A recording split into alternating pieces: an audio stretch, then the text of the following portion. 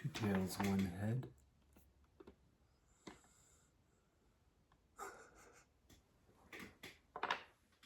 Yin yang.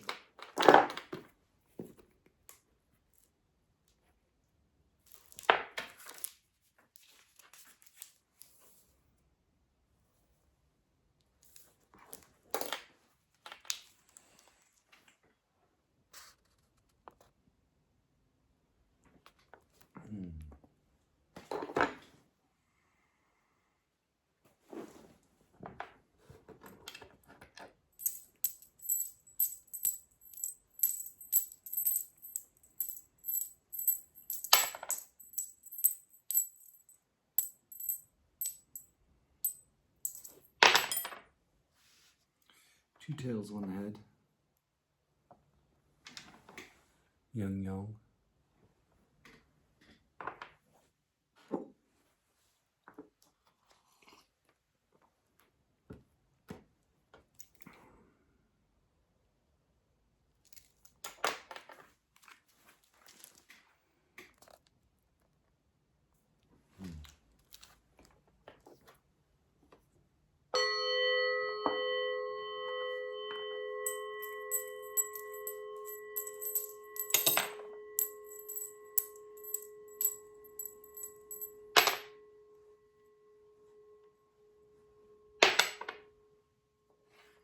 Two heads, one tail, yang yin.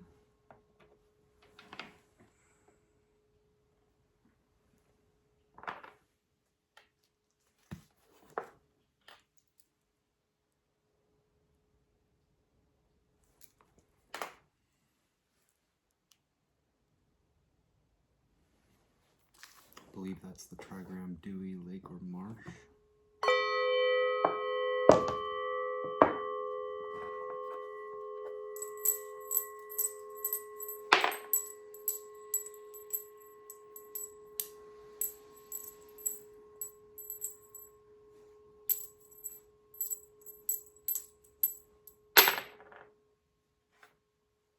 Three heads, old yang.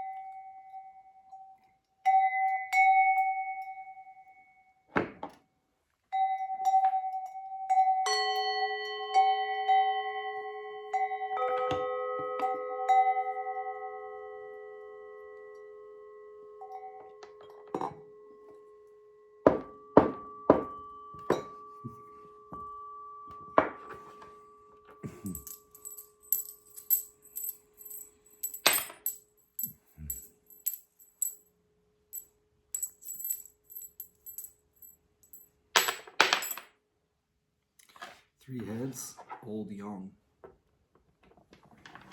Oops. It was young, but there was old young before that.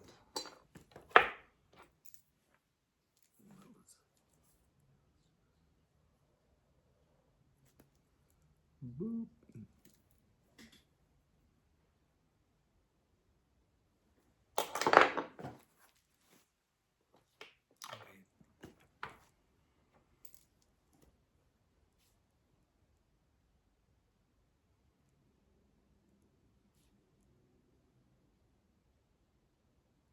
Could have sworn I did 2 old youngs in a row, so I'm going to put it like that.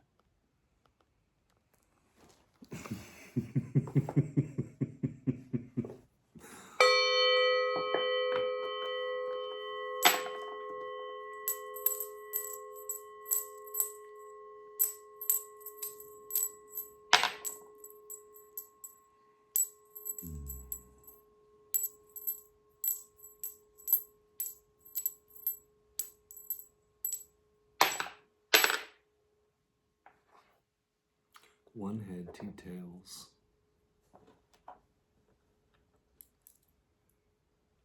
Young.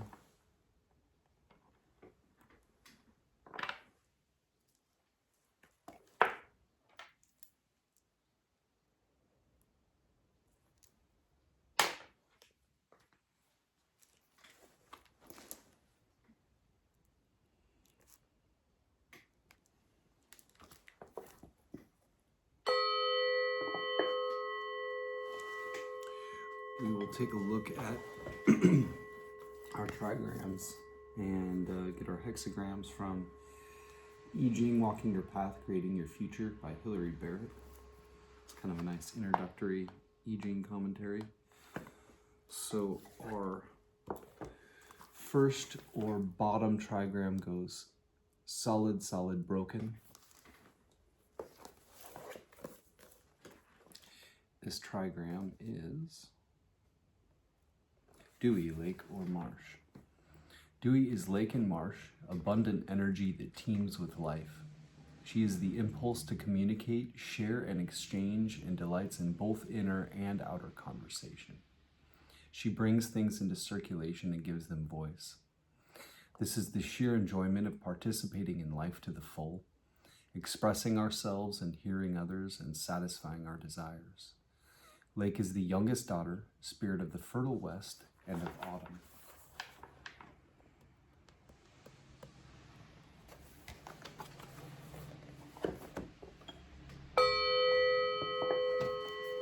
Our top or outer trigram for our primary hexagram will be read as solid, solid, solid.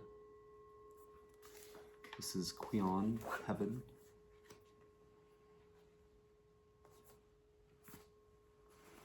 Qian is superhuman cosmic law. Enduring, he determines the nature and development of all things, from the movement of the stars to the cycle of the seasons, to causing each individual seed to grow into its own kind of plant. Heaven is creativity in its pure form, the force that drives change in what endures within it. He confronts us with truth in what it demands, both as the absolute law of nature and as the challenge of individual calling experienced as an inner law.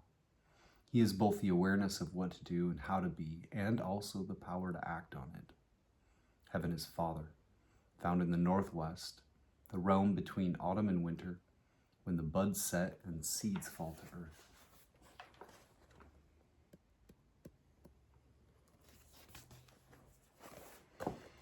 Qian, heaven above dewy lake or marsh, gives us a primary hexagram of 10.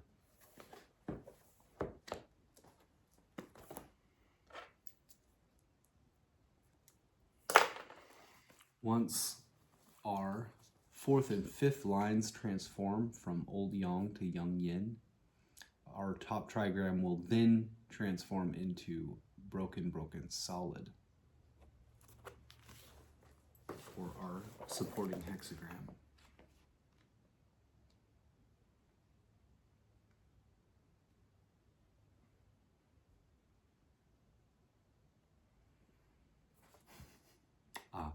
Jen Mountain, that's right. The mountain is still. It is a limit where you must stop. Jen brings each cycle to an end, defining a space where we can recognize, assimilate, and complete our experience. He creates a personal still center amid change, where we can retreat for perspective and a firm foundation for new growth. He is well-grounded, confident, and of independent spirit. He is still and knows. Mountain is the youngest son, child of maturity. In the cycle of directions and seasons, he is the northeast, late winter, approaching spring, the pivot between cycles.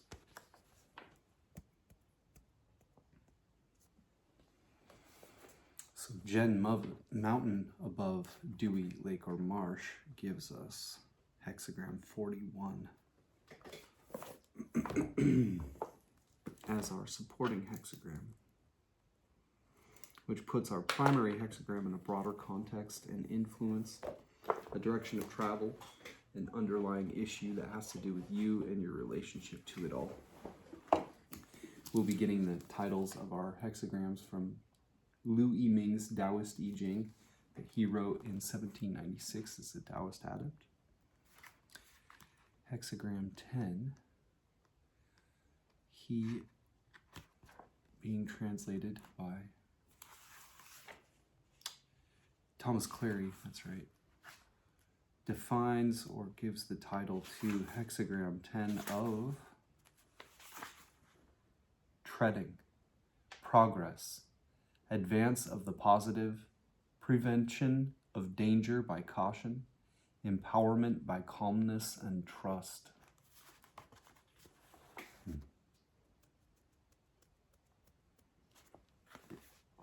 And supporting hexagram 41, again, it puts our primary hexagram in a broader context and influence, a direction of travel, an underlying issue that has to do with you and your relationship to it all. Supporting hexagram 41 is called reduction, removing acquired conditioning, stilling mundane attraction.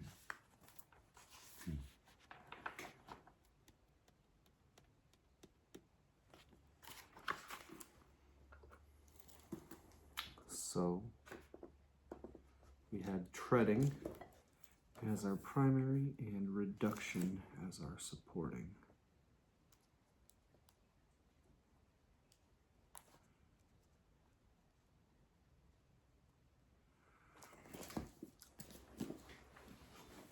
We will start by reading from Hilary Barrett's I Ching, Walking Your Path, Creating Your Future. Hexagram 10, she also calls treading. I've got a cool picture of a tiger here. Key questions. Where is the tiger? Do you know how to work with such power? Oracle. Treading on a tiger's tail, it does not bite people, creating success. There are tigers in the outer world, and also inner tigers.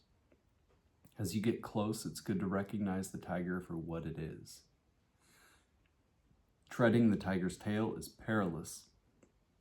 Yet if you can move in harmony with it, you can invite its power into your own life as protection, fertility, and blessing. To do this without getting bitten requires both skill and care. Look to the power and intensity you are drawn to in the situation. Its specific danger is there, and also its potential gift. Image. Heaven above, lake below, treading. A noble one differentiates above and below, and makes a place for the people's aspiration. The depths of the sky are reflected in the lake as it dances below heaven. An awareness of other dimensions of reality enters into dialogue, and this becomes aspiration. It's as natural for people to aspire as it is for the lake to reflect. By marking out the difference between above and below, a noble one shows there is a direction to travel and a distance to cross. This means differentiating the ideal you aspire to from your step-by-step progress as you follow it. Sequence. Treading follows from hexagram 9, small taming. Things are tamed, and then there are the rituals, and so treading follows. First you learn the rules for working with great power, inwardly or outwardly, and then you can move with it more freely and harmoniously.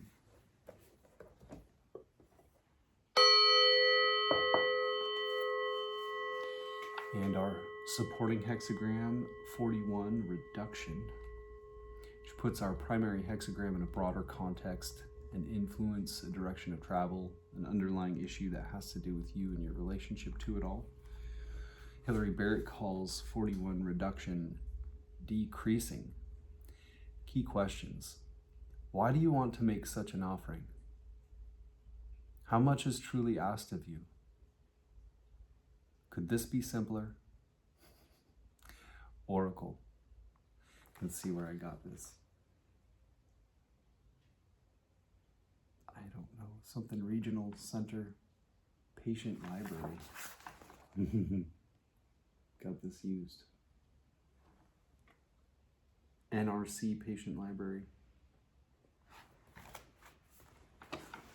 Indeed. Oracle. Decreasing, there is truth and confidence. From the source, good fortune. Not a mistake. There can be constancy. Fruitful to have a direction to go. How to use this. 2 simple baskets may be used for the offering. The early Chinese character for decreasing shows a hand with a vessel. Decreasing, you pour out what you have in offering. You focus your faith and hope on something higher than your everyday life, and sacrifice lower things to this. When you do so with an undivided heart, it opens the flow of good fortune, and your life becomes lighter and simpler. Yi offers reassurance. Even when you have little to give, making offerings is not wrong. Trusting your insight and persevering in your chosen direction, you understand why you are doing this, rather than dwelling on what you are giving up. You may still wonder how you can do it, or how much you are expected to give, but the offering need only be modest. Not hundreds of animals, but just 2 baskets. You are not asked to give beyond your means. Image. Below the mountain is the lake, decreasing. A noble one curbs anger and restrains desires. A noble one, when he gives things up, is not without anger and desires. He just keeps them under control, solid as the mountain that contains the lake and limits the flow of its waters. Without the evaporating waters, the mountainside would be barren. Without the mountain, the water would dissipate and be lost. Together, they create a complete landscape, emotions sustaining growth in higher experience, and control deepening your emotional capacity. Sequence. Decreasing follows from hexagram 40, release. Letting things take their time naturally means letting go, and so decreasing follows. To release ties and bonds and relinquish control is also a loss, one that makes life simpler. Pair. Decreasing forms a pair with hexagram 42, increasing. Decreasing, increasing, the beginnings of abundance and decline. They belong together in a natural cycle, a free flow of giving and receiving, like breathing. To create space for new blessings, you need to empty things out.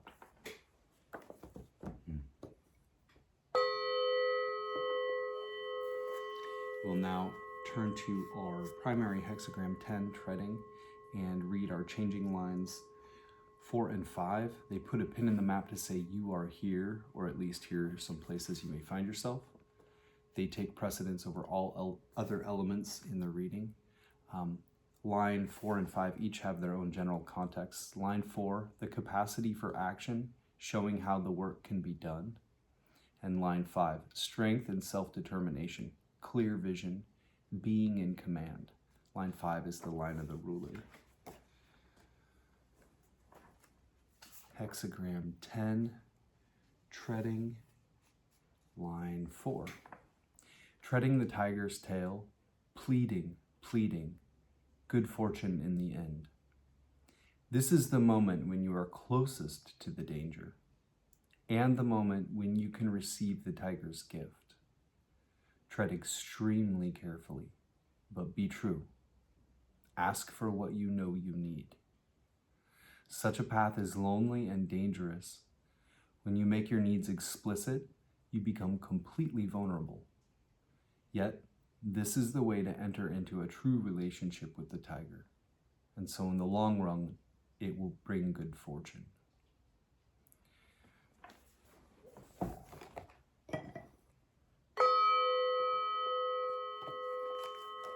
And changing line 5, decisive treading, constancy, danger.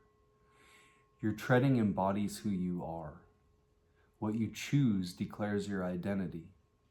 When you decide to be fully present in everything you do, with nothing grudging or half-hearted, you make this your life.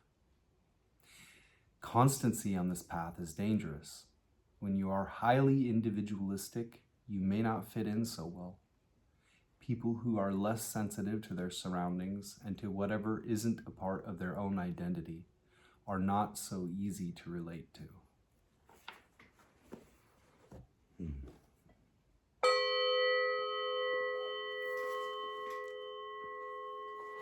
We will also turn to I-ming's Taoist I Ching.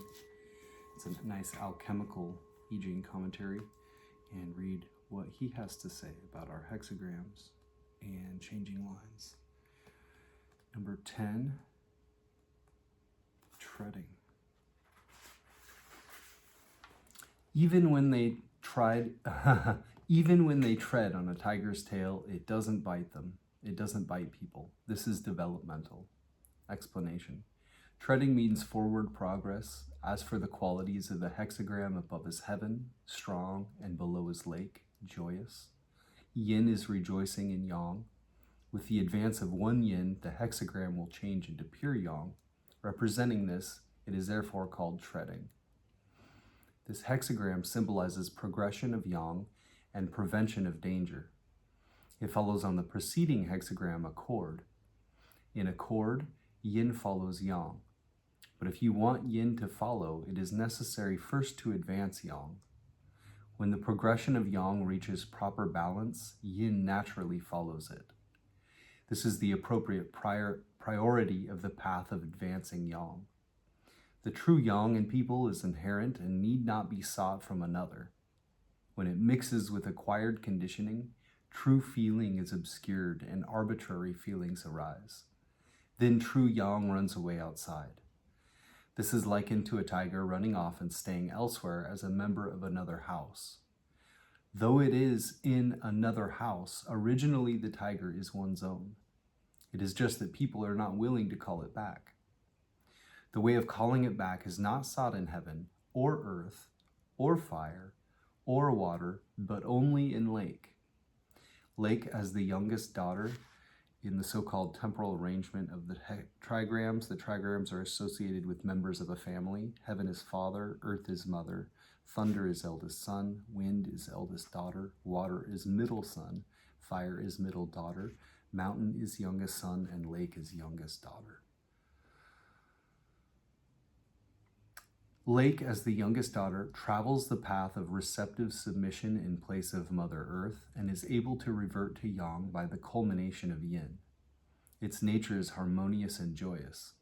Being harmonious, it can relax. Being joyous, it can trust.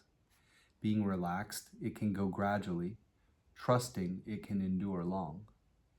Able to relax and trust, powerful practice unrelenting, it is thereby possible to advance to the stage of indestructible firmness and strength, to again see the original face of heaven, and not be injured by false yin and false yang. This is likened to treading on a tiger's tail without its biting people, and having a way of development and growth. A tiger is something that bites people. It is most dangerous to tread on it. If one can tread with harmony and joyfulness without excessive ferocity, it is like treading on a tiger's tail. If one is careful, as if treading on a tiger's tail, looking ahead and behind, striking a balance without obsession or indifference, proceeding gradually in an orderly manner, forestalling danger, aware of perils, carrying out the firing process without error, Then the yin can be transmuted into yang, and the yang can be restored to purity. Not only is one not bitten by the tiger, one can even take over the living energy in its killing and preserve life and being whole. This path of development and achievement without obstruction or hindrance through advancement of yang, treading strongly with harmony and joy, is of great benefit.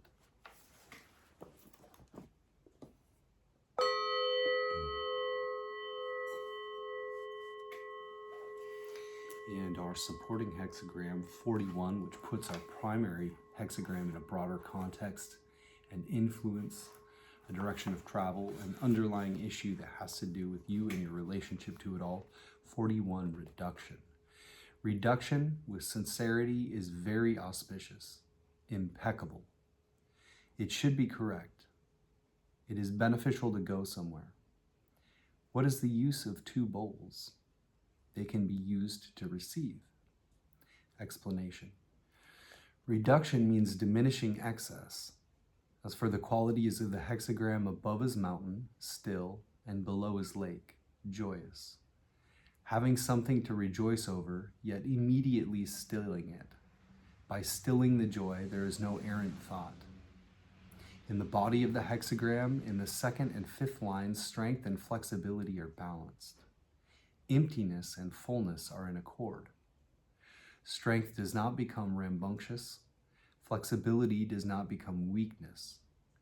Diminishing what is excessive, adding to what is insufficient, thus it is called reduction. This hexagram represents the existence of increase within reduction. It follows on the previous hexagram, halting. In halting, one can stop where there is danger, preserving the primordial Tao in the midst of the temporal. But if you want to preserve the primordial, it is necessary to remove acquired conditioning. And to remove acquired conditioning means to travel the path of reduction. However, reduction as a path means not following desires, but stopping desires. Many people cannot be sincere in it. If one cannot be sincere, one may start but will not finish. Then not only will one fail to gain good fortune, one will also bring on blame. If one can be sincere, every thought is true. Sincerity in the mind naturally shows in action. Then good fortune comes, even though one does not try to bring it about. As one does not bring about fault, fault is naturally non-existent. But even though sincerity in reduction is certainly auspicious and surely impeccable, it is most important that sincerity be correct, that reduction be correct. People in the world who contemplate voidness stick to quietude, forget about people, forget about their own bodies, and go on like this all their lives without change, are certainly sincere about reduction, but they are faithful to what they should not be faithful to, and reduce what they should not reduce. Thus there is decrease with increase, which is still faulty. So if one can be correct in sincerity, discern whether it is right or wrong, distinguish whether it is false or true, understand it in the mind, and prove it in actual events, there is somewhere to go, to the benefit of all. But while the benefit of going somewhere is beneficial insofar as sincerity is correct and reduction is correct, actual practice in real life is most important to finish what has been started. As long as one has not yet reached the serene, equanimous realm of the middle way, work cannot be stopped. One must daily reduce for the sake of the Tao, daily increasing one's accomplishment, reducing and reducing again, increasing and increasing again, until there is no more to be reduced and no more to be increased. So strength and softness correspond. Inside and outside merge with the Tao, in perfect goodness without evil, wholly integrated with the design of nature. Only then is the work of reduction and increase no longer needed. Therefore the text says, what is the use of two bowls? They can be used to receive. A bowl is something hollow and round.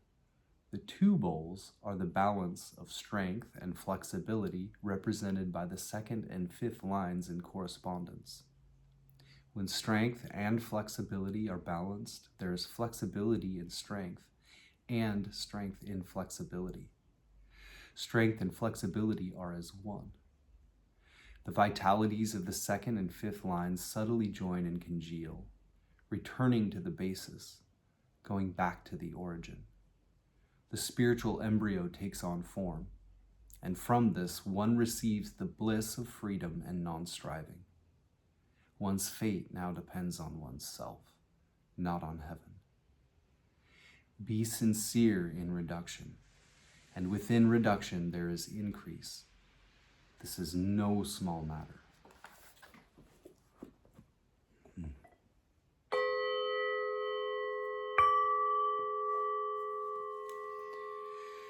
Let's turn back and read changing lines 4 and 5 from our primary hexagram 10 treading, and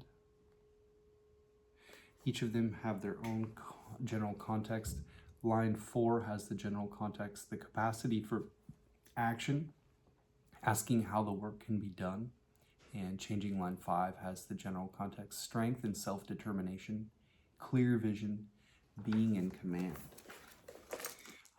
Our changing lines put a pin in the map to say you are here, or at least here are some places you may find yourself. They take precedence over all other elements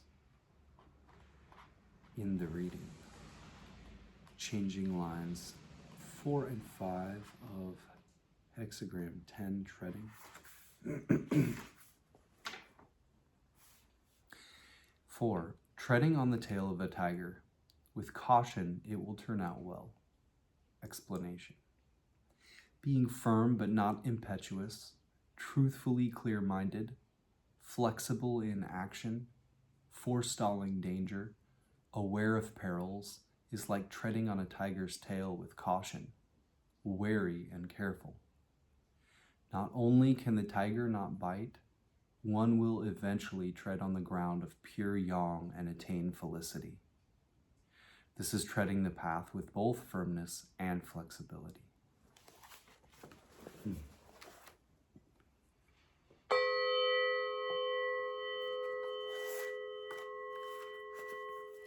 And changing line 5.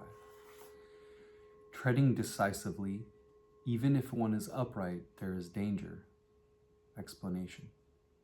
With strength in proper balance, following one's heart's desire without exceeding what is appropriate, treading the path decisively without getting into difficulty. Still, when the treading of the path reaches central balance and the golden elixir has formed, it is necessary to be upright and undivided, to master oneself in danger, so that one can avoid the problem of losing what has been gained.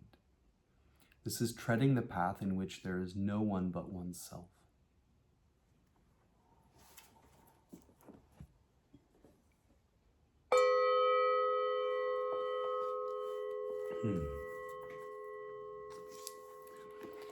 We will also read the commentary section of I-ming's Taoist I Ching, which gives a nice little extra alchemical flavor to the whole reading. Our primary hexagram 10 treading, heaven above, lake below. Above is the sky, below is a lake. Treading. Thus do superior people distinguish above and below and settle the will of the people. Treading means progressive ascent. Above is heaven, below is lake. The sky covers the lake looks up to the sky. So above and below have fixed positions which cannot be mixed up. This is the image of treading. What superior people see in this is that the metaphysical is called the Tao, and the physical is called the vessel. There is a distinction between the greater and lesser, a difference between the noble and the base. The higher is not to be considered lower, and the lower is not to be considered higher. The greater is not to be considered lesser, the lesser is not to be considered greater. The noble is not to be considered base, the base is not to be considered noble. This is whereby to distinguish above and below and settle the will of the people, not allowing transgression through false ideas. The celestial is the ruler, this is higher, above. The earthly is the citizenry, this is lower, below. When one can distinguish the higher and lower, then right and wrong, sanity and aberration are clear, not doing anything inappropriate, sustaining the celestial and controlling the earthly, cultivating the real and dissolving the false, thoughts not arising inwardly, external things not entering the mind. Myriad things are all empty of absoluteness, and all mundane feelings involved with objects are settled. In the body of the hexagram, lake is the mundane, representing arbitrary feelings.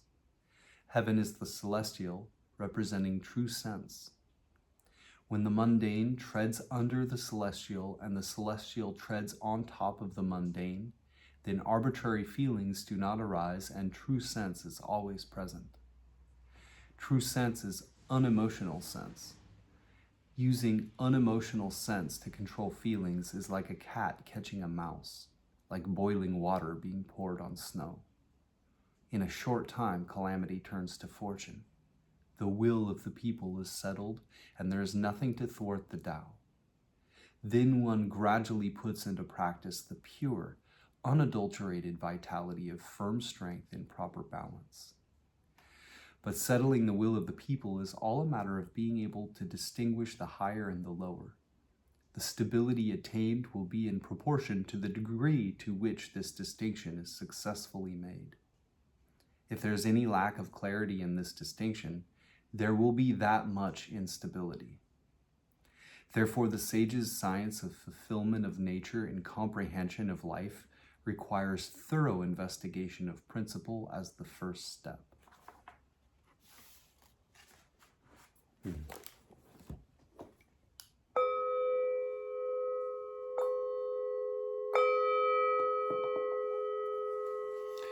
And hexagram 41, our supporting hexagram, which puts our primary hexagram in a broader context and influence the direction of travel, an underlying issue that has to do with you and your relationship to it all. 41, reduction, mountain above, lake below. There is a lake under a mountain, reducing it.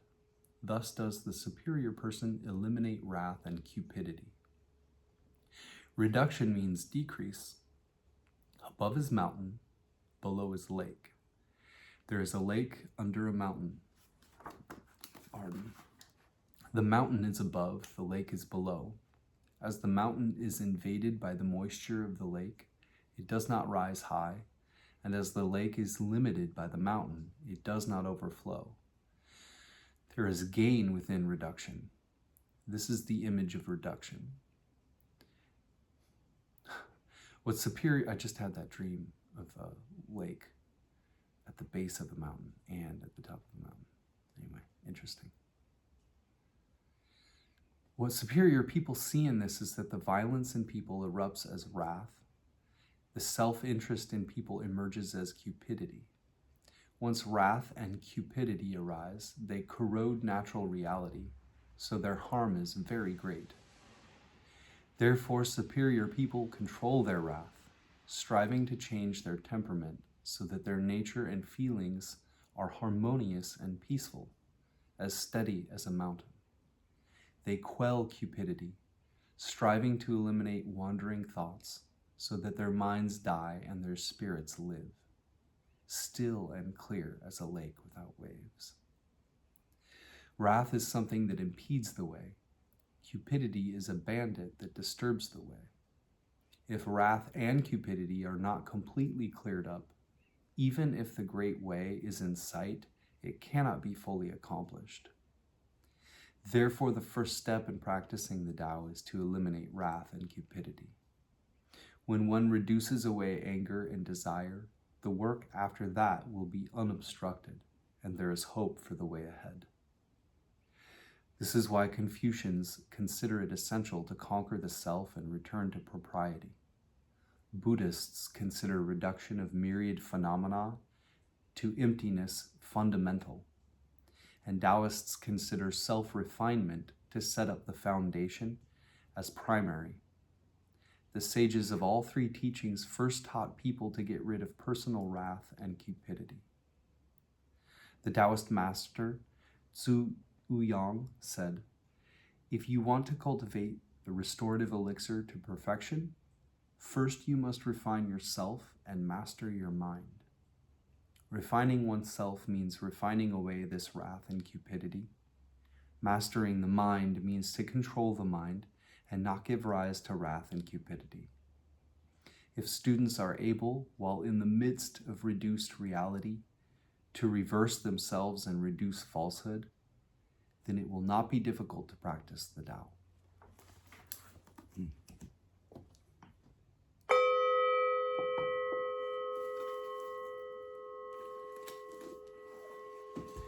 We will now turn to James Dekorne and his Gnostic Book of Changes, which I've left links to in the description box below for the last more heady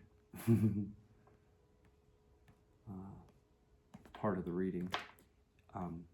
He synthesizes several different I Ching commentaries, and he is a practitioner of the Tao himself, and he's left helpful editor's notes and quotes from things like the Kabbalah. He calls Hexagram 10, or primary hexagram, cautious advance. Other titles might be treading, conduct, the symbol of stepping carefully, proper conduct, cautious treading, proceeding cautiously, watch your step, proceed at your own risk, advancing with care. A quote from D.F. Hook illustrates the difference between courage and foolhardiness. Judgment. Leg. Cautious advance suggests the idea of one treading on the tail of a tiger, which does not bite him. There will be progress and success. Wilhelm/Baines. Treading.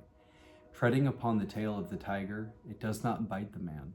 Success. For the weak to take a stand against the strong is not dangerous here, because it happens in good humor and without presumption, so that the strong man is not irritated but takes it all in good part. Such simplicity and unpretentiousness is faith derived from reality, neither from love of happiness nor fear of unhappiness, but free of fear and hope.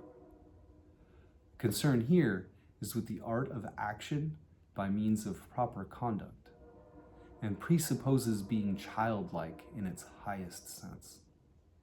Blofeld. Though he treads upon the tiger's tail, it does not bite him. Success.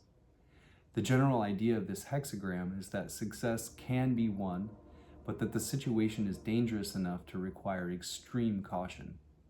The tiger may not bite, but on the other hand, as lines 3 and 5 demonstrate, we cannot be certain of this. To consort with rulers and people in high places may be most beneficial, but should we fail to please, they may make us regret our temerity. Lu. Treading. Stepping on the tail of a tiger, but it does not bite one. Success. You should act only after you have planned carefully, and then with resolution. Ritzema/Karcher. Treading a tiger tail, not snapping at people, growing. This hexagram describes your situation in terms of finding and making your way. It emphasizes that doing this step by step is the adequate way to handle it. The image. Leg. The image of the sky above and below it the waters of a marsh form cautious advance. The superior man, in accordance with this, discriminates between high and low and gives settlement to the aims of the people. Wilhelm/Baines. Heaven above, the lake below, the image of treading. Thus, the superior man discriminates between high and low and thereby fortifies the thinking of the people. Thus, the superior man creates in society the differences in rank that correspond with differences in natural endowment, and in this way fortifies the thinking of the people, who are reassured when these differences accord with nature. We see a universe moved from within, without external manipulation. Since the universe is also within the human being, internal universal order leads to order without, by the force of necessary differentiation. Cf. The Ideal Society in Plato's Republic. Commentary, Confucius/Leg. In cautious advance, we have the symbol of weakness treading on that of strength. The lower trigram indicates pleasure and satisfaction and responds to the upper indicating strength. Hence it is said, he treads on the tail of a tiger. The fifth line is dynamic in the center and in his correct place. He occupies the God-given position and falls into no distress or failure. His action will be brilliant. Leg. Cautious advance is made up of the lower trigram of pleased satisfaction or naivete, and the upper trigram of heaven or primal power. Being situated below the great symbol of strength, naivete is seen to be stepping on a tiger's tail. To emerge unscathed from such a danger depends entirely upon propriety and a strict observance of all the rules of correct behavior. On these, as so many stepping stones, one may tread safely amid scenes of disorder and peril. The symbol of weakness, according to Wang Shentzu, is the third line, which is urged on by the two lines below it to encounter the three strong lines above. Other commentators say that the whole lower trigram, partaking of the yin nature, is the symbol of weakness, and the entire upper trigram is symbolic of strength. The Zhanzhong editors say that to get the full meaning, we must hold both views. Zhang Tzu says of the image, the sky above and a marsh lying below it is true in nature and reason, and so should be the rules of propriety on which men tread. Notes and paraphrases. Judgment. A cautious advance in the face of potentially volatile conditions will lead to safety. The superior man orders his priorities realistically and gets a grip on himself. Cautious advance depicts the lower trigram of the joyful youngest daughter stepping on the heels of the upper trigram of heaven, the stern pater familias, Yahweh Sabaoth, or Zeus with his thunderbolt. In her innocence, she doesn't realize the danger of her action. This is treading on the tail of the tiger, and the hexagram teaches us how to do this without being bit. The original judgment suggests that superior powers realize the innocent intent of the action and may be inclined to be lenient. A quote from Goethe, I think that's how you say his name. You should not resist fate, nor need you escape it. If you go to meet it, it will guide you pleasantly. Wilhelm's notes on the image illustrate the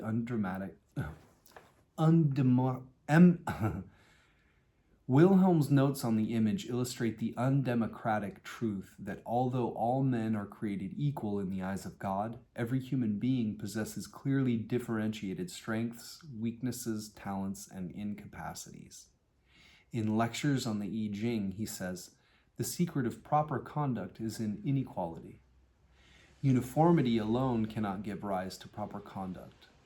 To be sure, uniformity might produce rule and regulation or law and force, but tedious force and brutal law never led people to convictions that legitimately resulted in proper conduct.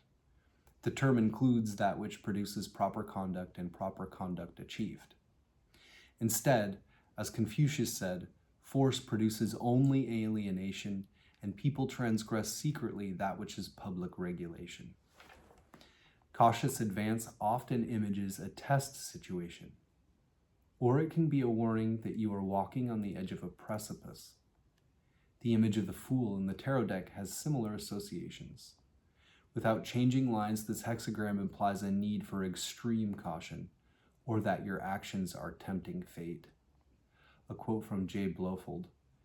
The passions, instead of having to be painfully exterminated, are yoked like snarling tigers to the adept's carriage. The dangers of such a course are obvious. As one of my Lama teachers put it, While you were traveling in that cart, a tumble would have done you little harm. Now I have given you an airplane. Don't crash in flames.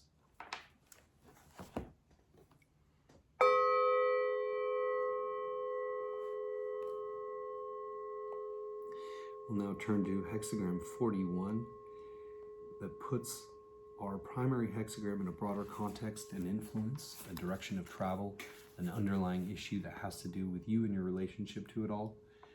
I-ming calls it reduction. James Dekorne calls it compensating sacrifice. Other titles might be decrease, the symbol of lessening, loss, diminishing, reduction, diminution of excesses, decline, bringing into balance, dynamic balance, sacrifice. A quote from D.F. Hook, not necessarily material loss, can mean decreasing the lower self to increase the higher. Judgment. Leg. Compensating sacrifice means that sincerely maintained rectitude brings great success. Action is appropriate if one's sacrifice is sincere. Even 2 baskets of grain, though there be nothing else, may be offered. Blowfold. Loss accompanied by confidence, sublime good fortune and no error. It is favorable to have in view some goal or destination. If there is doubt as to what to use for the sacrifice, 2 small bowls will suffice. Ritzema/Karcher. Diminishing, possessing conformity, spring significant, without fault, permitting trial, harvesting, possessing directed going, asking why, having availing of, 2 platters permit availing of presenting. This hexagram describes your situation in terms of sacrifice and loss. It emphasizes that lessening yourself and decreasing your involvements is the adequate way to handle it. The image. Leg. The image of a mountain, and beneath it the waters of a marsh, form compensating sacrifice. The superior man, in accordance with this, restrains his wrath and represses his desires. Wilhelm/Baines. At the foot of the mountain, the lake, the image of decrease. Thus the superior man controls his anger and restrains his instincts. Liu. The lake beside the mountain symbolizes decrease. The superior man curbs his indignation and restricts his desires. Commentary. Confucius/Leg. In compensating sacrifice, the lower trigram is diminished to increase the upper, and the flow is upward. The 2 baskets of grain accord with the time. There is a time when the strong should be diminished and the weak strengthened. Decrease and increase, overflowing and emptiness take place in harmony with the demands of the time. Leg. Zheng Tzu says, every diminution and repression of what we have in excess to bring it into accordance with right and reason is comprehended under compensating sacrifice. If there is sincerity in doing this, it will lead to success and happiness, and even if the offering is small, yet it will be accepted. The Konghasi editors say, what is meant by diminishing in this hexagram is the regulation of expenditure or contribution according to the time. This would vary in a family according to its poverty or wealth, and in a state according to the abundance or scantiness of its resources. If one supplements the insufficiency of his offering with the abundance of his sincerity, the insignificance of his 2 baskets will not be despised. The waters of a marsh are continually rising up in a vapor to bedew the hill above it, and thus increases verdure. What is taken from the marsh gives increase to the hill. Notes and paraphrases. Judgment. A sacrifice creates equilibrium. The superior man sacrifices his appetites to a higher principle. The traditional name for this hexagram is decrease, but the lines and commentary all describe a compensating exchange of forces to attain equilibrium. The idea of sacrifice is mentioned in the Judgment, and that also might make a good title, though the image of 2 baskets of grain suggests a balancing scale, a compensating device. In this hexagram, the flow of energy moves from below upwards. The waters of the lake or marsh are dispersed to enrich the mountain. In psychological terms, we think of the ego sacrificing or decreasing its autonomy to achieve psychic equilibrium with the self. We forfeit something valuable to obtain something even more valuable. Without this quid pro quo, the concept of sacrifice is meaningless and irrational. A quote from Jung in Transformation, Symbolism in the Mass. A sacrifice is meant to be a loss, so that one may be sure that the egoistic claim no longer exists. Therefore, the gift should be given as if it were being destroyed. But since the gift represents myself, I have in that case destroyed myself, given myself away without expectation of return. Yet, looked at in another way, this intentional loss is also a gain. For, if you can give yourself, it proves that you possess yourself. Nobody can give what he has not got. Compare the message from hexagram number 15, temperance, with the notion of a compensating balance. The superior man, in accordance with this, diminishes his excess to augment his insufficiencies, thus creating a just balance. We are reminded of another, temperance, the 14th arcanum of the tarot, which depicts an angel pouring water from one vessel into another, compensating. A comparison of its symbolism with that of a hexagram number 41 yields many insights. A quote from R. Wang in the Kabbalistic Tarot. The path of temperance leads from the personality, ego, to the higher self. The whole experience is one of preparation of the personality, ego, and the body in which it is operating to deal with an influx of light which would be devastating to a system unready to handle such energy. Most important here is the monitoring of progress, the continual testing from above. It is the angel here, which is at once the higher self and the initiatory forces of nature, which pours the elixir from vase to vase. This is an ongoing process of testing, measuring to see how much the physical vehicle can bear. Without belaboring the point, we can see that all sacrifice is a kind of remuneration. It couldn't be otherwise in an interconnected universe. The image instruction for the superior man to control his anger is also echoed in the temperance card. This relates to an aspect of the mysteries only rarely discussed and certainly germane to the 25th path, the Kabbalistic equivalent of the relationship between lines 1 and 4 in this hexagram.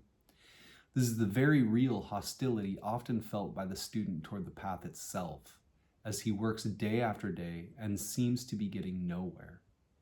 Such hostility and frustration is in itself a major test. It is part and parcel of the work prior to the emergence of inner proofs. Decrease with sincerity, Lu, refers to one's continuous sacrifice for the goals of the work, and curbing anger, Ritzmo/Karcher, is how one handles the archetypal forces evoked when the decrease seems endless and you've yet to receive anything in return. Like any other hexagram, compensating sacrifice can symbolize an infinity of possible situations, but psychologically speaking, we can first regard it as an image of sacrifice for the purpose of attaining a balance of power within the psyche.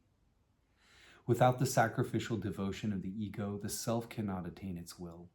And if the self can't make it, the ego is doomed by default.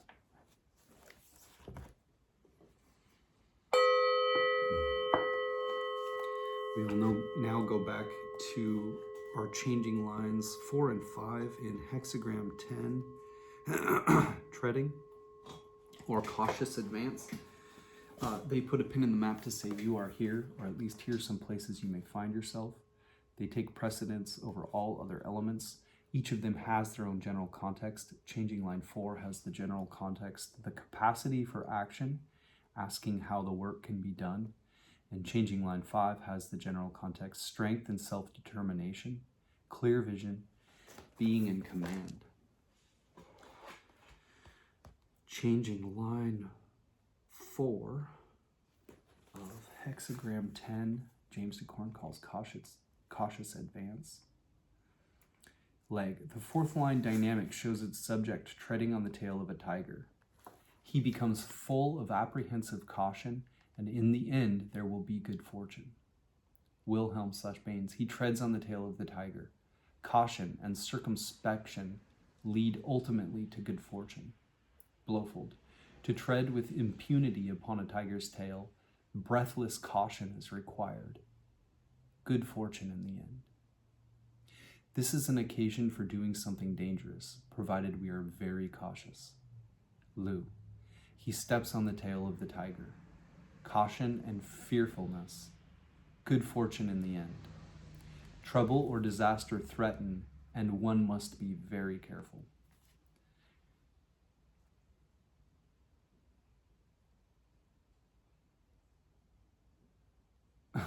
Slofnacy, treading on a tiger's tail so panicky, in the end auspicious. Cleary 2, treading on a tiger's tail with utmost caution turns out lucky. Commentary, Confucius / Leg, his aim takes effect. Wilhelm / Baines, what is willed is done. Blowfold, the ruler's will is carried out. Ritzimo / Karcher, purpose moving indeed. Cleary 2, utmost caution turning out lucky is determined to action. Wu, with awe there will be auspiciousness in the end, because the aspiration will prevail. Leg, line 4 is dynamic in a magnetic place just below the ruler in line 5. He recognizes his weak position and walks with care. Notes and paraphrases. Su, the man successfully undertakes dangerous enterprises by proceeding with caution and circumspection. Wing, you can now undertake even dangerous endeavors if you proceed with great caution. Editor, this is the first line of the upper trigram symbolizing the tiger's tail. The image depicts impeccable courage and willpower that conquers a dangerous situation. A quote from Jung in The Secret of the Golden Flower. The step to higher consciousness leads us out and away from all rear guard cover and from all safety measures. The individual must give himself to the new way completely, for it is only by means of his integrity that he can go further, and only his integrity can guarantee that his way does not turn out to be an absurd adventure. James Dekorne breaks changing line 4 down into one possible succinct definition. Proceed with caution. Discretion is the better part of valor.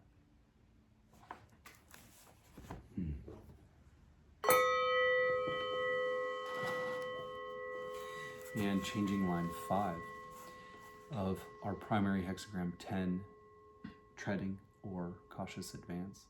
Leg. The fifth line, dynamic, shows the resolute tread of its subject. Though he be firm and correct, there will be peril. Wilhelm / Baines, resolute conduct, perseverance with awareness of danger. Blowfold, he treads delicately, persistence could lead to trouble. Lu, continue in a decisive manner, danger. There is now a tendency to rush and be careless. By all means stop this, or troubles will mount and disaster will come. Ritzima / Karcher. Parting, treading, trial, adversity. Slofnacy, resolute treading, determination is dangerous. Cleary 1. Treading decisively, even if one is upright, there is danger. It is necessary to be upright and undivided, to master oneself in danger, so that one can avoid the problem of losing what has been gained. This is treading the path in which there is no one but oneself. Cleary 2. Decisive treading is correct yet dangerous. Wu. He decides on treading. Despite perseverance, he is in a difficult situation. Use your power wisely and judiciously, or you will fall. Commentary. Confucius / Leg. This is due to his being in the position that is correct and appropriate to him. Wilhelm / Baines. The place is correct and appropriate. Blowfold. This trouble could arise despite the suitable position of the line. A firm line between two firm ones is usually an omen of strength and compatibility, but not in this case. Thus, even though we are quite certain our course is a right one, and we therefore follow it boldly, trouble cannot be avoided. We should either walk delicately or refrain from the course altogether. Ritzima / Karcher. Situation correcting appropriate indeed. Cleary 2. Decisive treading is correct yet dangerous. The position is appropriate. Wu. This is his proper position notwithstanding. Leg. Beneath the symbolism under line 5 lies the principle that humility is the better part of propriety. Line 5, who is dynamic and central, will not be lacking in this, but bear in mind that the higher he is exalted, the greater may be his fall. Notes and paraphrases. Su. Peril is evident, as when treading on the tail of a tiger, but the man remains aware and resolute, acting with propriety and humility. Wing. What you propose to do is dangerous, yet your awareness of such danger will give you the strength to succeed. The time requires a firm commitment to your endeavor. If you do not have a real commitment in your heart, you should re-examine your path. Editor. Line 5 is mentioned in the Confucian commentary for the hexagram as occupying the God-given position. Nevertheless, despite his will and intelligence, he faces a volatile situation which will demand all of his resources if he is to succeed. Ritsuma/Karcher render adversity, Li, as danger, threatening, malevolent demon. It indicates a spirit or ghost that seeks revenge by inflicting suffering upon the living. Pacifying or exorcising such a spirit can have a healing effect. Wu's commentary offers a useful slant on this. De-emphasize your own opinions. Listen to the deliberations of others. A quote from Epictetus. The good or ill of man lies within his own will. James Dekorne breaks changing line 5 down into one possible succinct definition. Walking a razor's edge, maintain vigilance over your choices and be aware of their consequences. The image suggests willpower in the face of potentially disruptive forces. It all depends on you.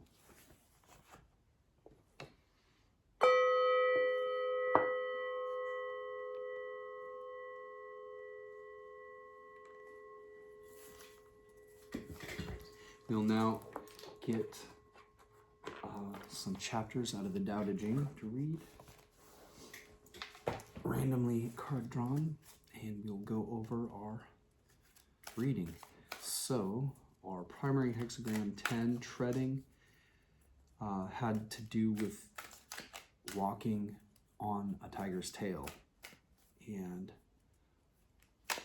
there is danger, yet there is also potential to harness the power of the tiger and use it as one's own if you're successful in treading on the tiger's tail. 41, reduction, or I like what James Dekorne called it, compensating sacrifice, had to do with decreasing. Even in the I-ming commentary, it talked about decreasing the mundane or the profane or something, basically reducing the ego and making a compensating sacrifice for the higher self. This shows that James Dekorne referenced the temperance card in that his paraphrase and notes about hexagram 41, our supporting hexagram. So that supporting treading looks as though we are to use the overall context of deflating the ego and serving the will of the self as our main focus as we're treading the tiger's tail. I think that would make sense. It would give a higher context to the situation, and also, I think, show that part of the changing lines showed that the ruler, line 5, was one of the changing lines. Changing line 4, and 5, which put a pin in the map to say you are here, or at least here some places you may find yourself. They take precedence over all other elements in the reading. Changing line 4, James Dekorne broke down as caution is the better part of valor. he also had talked about the idea of being humble and basically there would be success in treading the tiger's tail, but through great caution, knowing how dangerous the situation is. And then changing line 5, the line of the ruler, it says that similarly there's danger, but that the person is in the correct position, but that in that position they are to listen more than speaking even, and to see that the situation is perilous, and although they may be in a position that is the quote-unquote right position, not all of the success of the goal depends on just the questioner alone. There are outside forces and conditions and people and energies that all play a part in the success of it. So the idea is to, like I would say in the second hexagram or supporting hexagram 41, reduction or compensating sacrifice, that definitely the will of the self is to be the highest goal, and the humility of the ego in helping to fulfill that will, and a general context of understanding of the danger of the situation, and also the great potential in treading the tiger's tail to create that energy that the tiger has and make it one's own, not only puts emphasis on it as a very high ideal and a great potential outcome, but it creates a certain amount of excitement about the proceeding chain of events, and shows how much we should be careful in how we speak, relate with each other, address situations that we're able to influence, and to approach with humility, understanding that there may be a higher ideal that we don't even necessarily fully understand, but are coming into, knowing that the self sees above and the ego just sees what's in front of them. And the willpower of the ruler, line 5, is really great. That's what the ego can wield, is its will, that will help serve the will of the self. If it's done carefully, then both the ego and the higher self win. They both achieve greatness, I suppose, whatever you would call it, fulfillment of the Tao, following the way, preserving the right, gaining the strength of the tiger, and being able to use that and wield it for the will of the self, and being aware as the ego that that is a great responsibility, and that lesser things cannot draw away from the higher goal,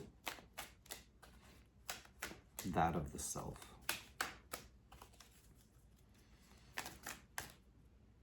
And now he just needs to find a card for this reading, and I'll continue. I could have just done that one,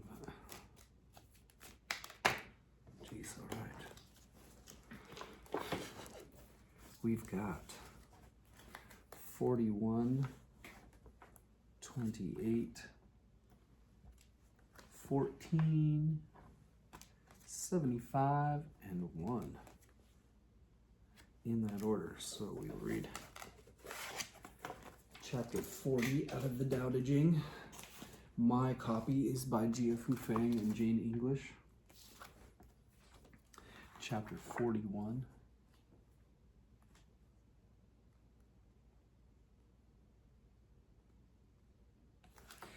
The wise student hears of the Tao and practices it diligently. The average student hears of the Tao and gives it thought now and again. The foolish student hears of the Tao and laughs aloud. If there were no laughter, the Tao would not be what it is. Hence it is said, the bright path seems dim, going forward seems like retreat. The easy way seems hard, the highest virtue seems empty. Great purity seems sullied, a wealth of virtue seems inadequate. The strength of virtue seems frail, real virtue seems unreal. The perfect square has no corners. Great talents ripen late. The highest notes are hard to hear. The greatest form has no shape. The Tao is hidden and without name. The Tao alone nourishes and brings everything to fulfillment.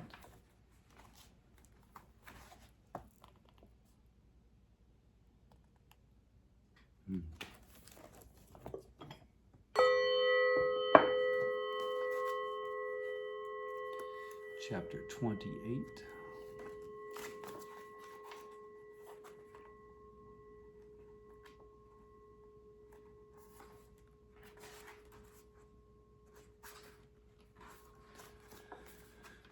Know the strength of man, but keep a woman's care.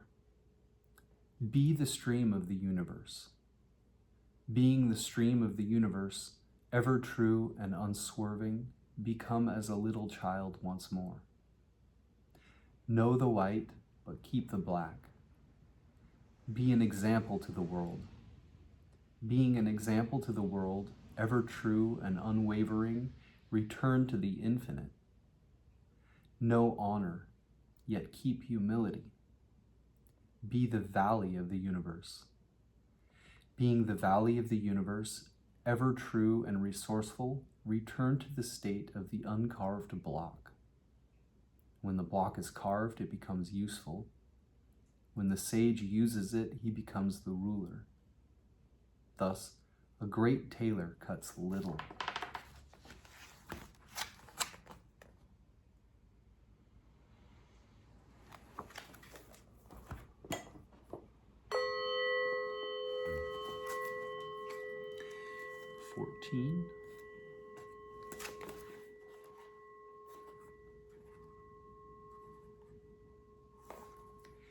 Look, it cannot be seen. It is beyond form. Listen, it cannot be heard. It is beyond sound. Grasp, it cannot be held. It is intangible. These three are indefinable. Therefore, they are joined in one. From above, it is not bright. From below, it is not dark. An unbroken thread beyond description. It returns to nothingness. The form of the formless. The image of the imageless. It is called indefinable and beyond imagination. Stand before it and there is no beginning. Follow it and there is no end. Stay with the ancient Tao. Move with the present. Knowing the ancient beginning is the essence of Tao.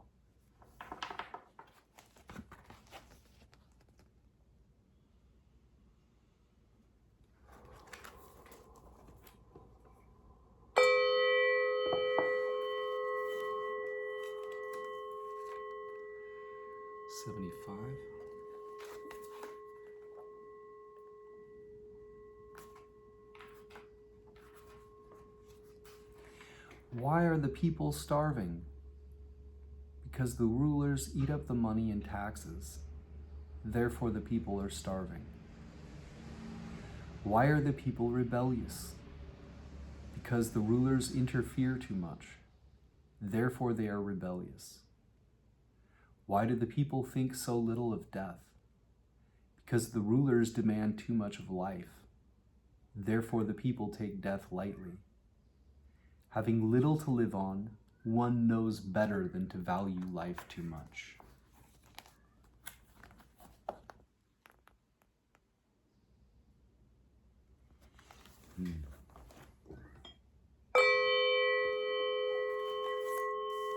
And one.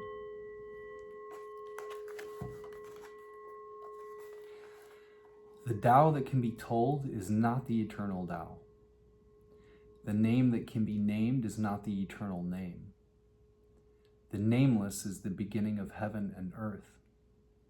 The named is the mother of 10,000 things. Ever desireless, one can see the mystery.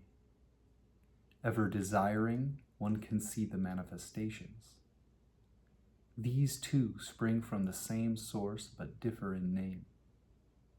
This appears as darkness, darkness within darkness, the gate to all mystery.